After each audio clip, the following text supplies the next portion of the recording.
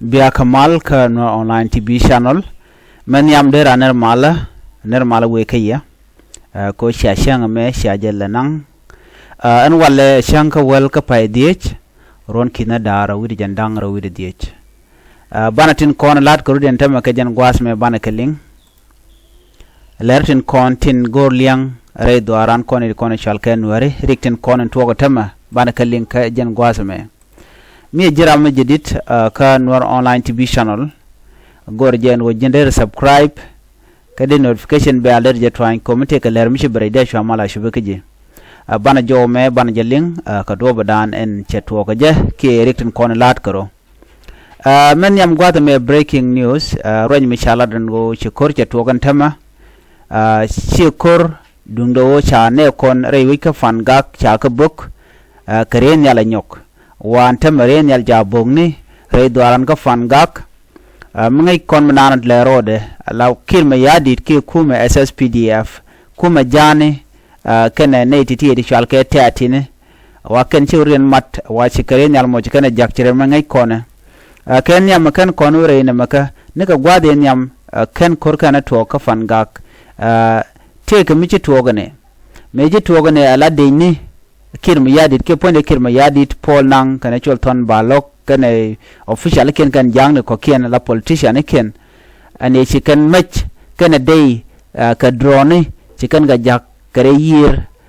ke boni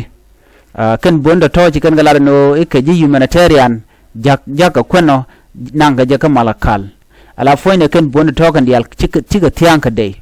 cha bondo cha go kapchong nor wayami ke chalat bono kuma spele ayo kan konen kap kono machong so china macho to non gwada mo en vodo mo ma cha ja kamraro cha jiga no chitiang ni jen kade ala melat kana gul ken yuni ji yuwen ala bangwak banyi ken ba kan nan ka tin kwano lo nakaka ena mo kut kel ka kuma yuwen ko ba yuwen ba je use ite ga boni ken ti cha gor ke nyin humanitarian ka kan ton buga na buken ko nak na makarwa da she chuong an go de yuwen de je use kuma kirma yadit no an gwad ma cha ka me ken dial amen de ken dial na money am sure da lat no gwad dan me ji kan ngaje no cha me to cha ka kep ko to me to wan te tin long te tin man drone man wifi ne drone kon la wi kulu ya gwi ke je man tin kon kwa kon na ke je ala ne cha ngaje ne ka me chi nam to ne shigan drone ja ka chure ne dang ro shu ko bok no so drone ro cha ke benwari kana me ton ne me je na dane gor kum je no der to der ka kan ko me ti wan long ka chi go na kan no ti eke nyin UN je sha linga ne ka general lure kong ramdan la roi ka kwilere nyin jane so no mo mi chi la ka gwade dan na mo che kan jadlo al midit gor kan no kan de to de kan ka bok an gwade ti kan de ka bok de ka wan ko cha ga de kul ngai ka cha ga de kul use kum SPL ayo ke je chen bor so na me mi chi la da na money no so no mo mi chi talk antem mi chi kan ngaje no shatel alternative ka ke kan gor no bigan wer bikan kan special ne de kontila tila gat kamen bikan got ken bikan boga jeno ko lo boga je dolwal e kan to chama cha go to dolwal na mene ya ka already tegne it wan long to I witness tila jor ke kawai ne tere dolwal gwade da ne boga na tin ka fan ga kol fan ga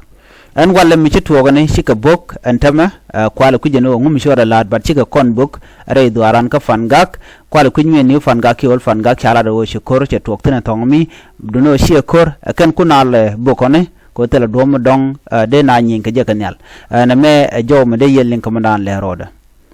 an walla nyok re duar ka juba dordan te jang te ten la kuma spele dio je dong ci aturne shi akanen shataka duelian mishi wangan wale duel SPLM ala duel kume SPLM secretariat ano chi gwad mo chi wang ada madina ngaje no ngum wanga je ne to ngwalat ken no chi kot chi loide je ka longa tin jegren kon let ken ka en kume kirma yadit ta dana nan ken so sudan nan ken reerika wagu ge je no ko de loide jado jen mu wang ka dorien en wale